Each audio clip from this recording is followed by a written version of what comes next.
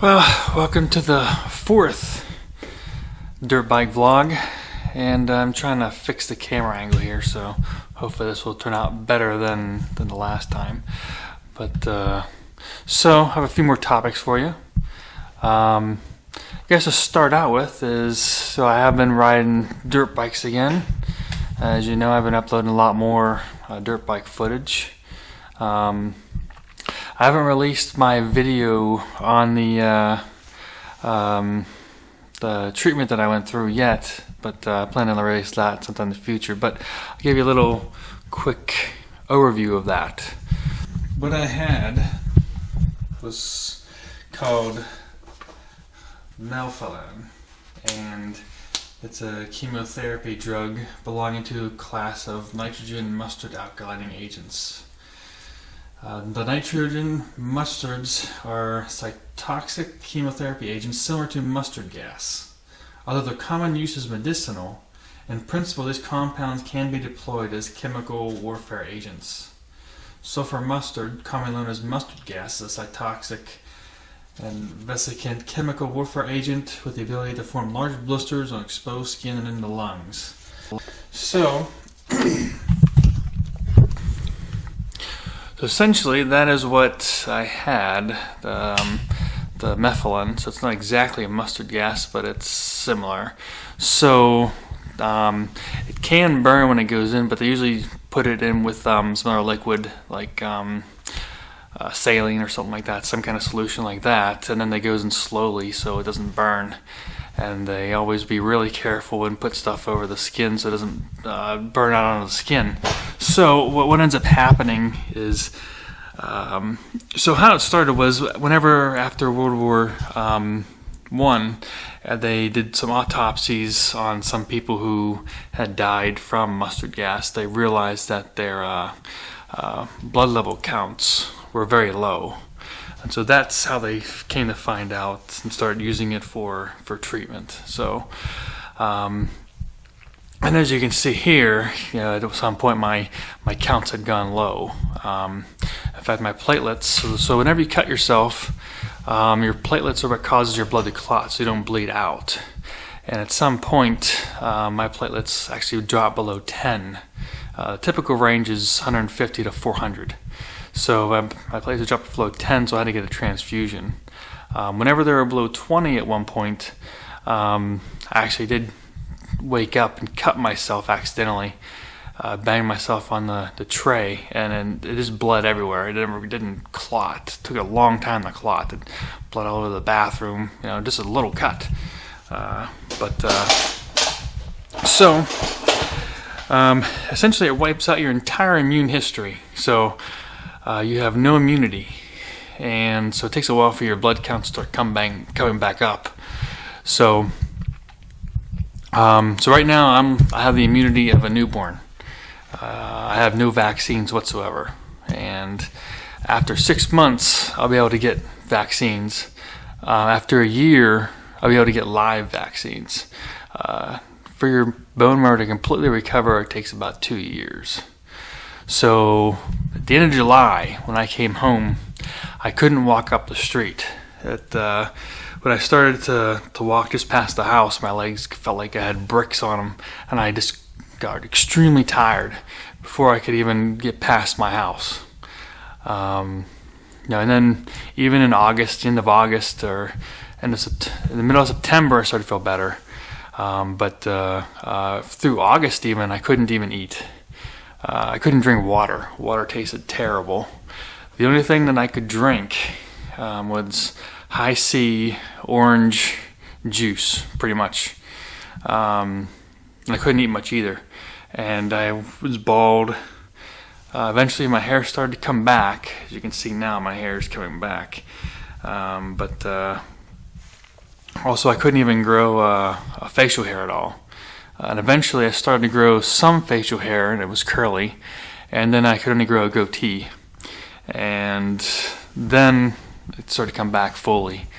But even in the end of September, if I would have tried to have loaded my dirt bike onto my truck, I would have been too tired afterwards to unload it.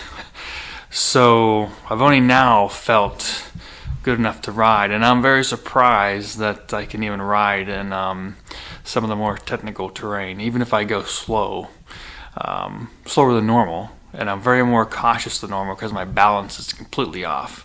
So when I go through anything with wet rocks and stuff, normally I can go through a little bit faster and I can catch myself and balance if I hit something I would slip on, but kind of not there yet. So kind of extra cautious right now as far as the riding is concerned. So that's kind of why you'll see the videos that you do right now. As far as I thought I'd only be able to ride on these wide trails like this.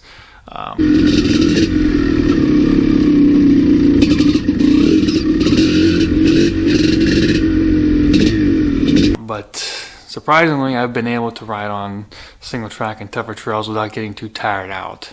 At least not tired out enough that I feel like I have to stop doing it. So yeah, right now I'm not even worried about trying to better my skills or trying to improve anything or trying to even make hill climbs or anything like that. I'm just trying to get back into riding and get my balance back, because if I'm not even back to where I was before, I'm not trying to improve my skills. I need to get back, back in shape as far as not being too far out of breath, if that's even possible, but also getting at least my strength and my balance back.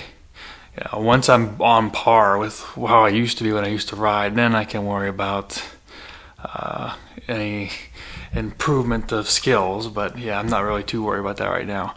I'm just happy I'm not riding, I don't have to ride the wide trails only, and I'm able to ride the single track decently without getting too much out of breath to where I can only ride one trail. And I can actually try hill climb several times. So you'll notice another change on my channel now. In order to keep track of my videos, and so you know what I've put out, I've changed it so that I've numbered them, call them episodes and seasons.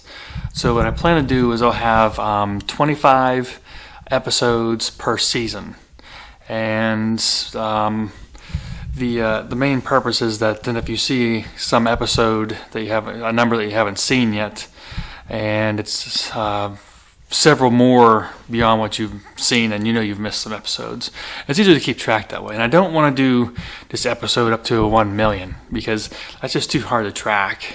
People sometimes do that, but I'm thinking I break it up into seasons and episodes. Then you'll see season 1 and episode 1 through 25, and then season 2, 1 through 25. So, I mean, even if and I'll keep a name, and I'll keep these to be dirt bike vlogs. And what I'm thinking is I might just keep naming them dirt bike riding, just have general riding. And I may split it up into other topics like dirt bike single track or something. But for now, I'm just keeping it dirt bike riding. I'm thinking that if I get up to 25 seasons, maybe I'll start over with season 1 on a different title. But even if I go to 25 seasons, that's 625 videos. So that's a lot of videos. So we'll see. But so that's why you see this new layout right now. And so that's what I've gone through and renamed them. So I'm starting from now, because if you look at my old videos, they were just named randomly. You didn't know what was what, and when videos were out, or if you missed any and stuff like that. So I'm thinking that if I name them, and based on seasons, then you'll be able to easier track them. So these will be dirt bike vlogs. This is season 1, episode 4. so that's what I'm planning to do now.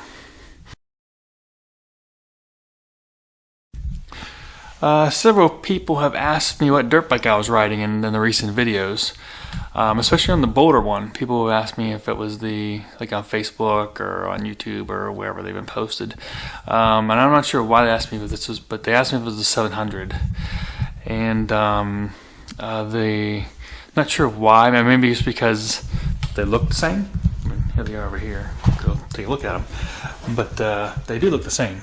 As far as the bike themselves, it's the same graphic on them. However, The difference between these two is that the 700 doesn't bog. So you can hear here what the 500 sounds like.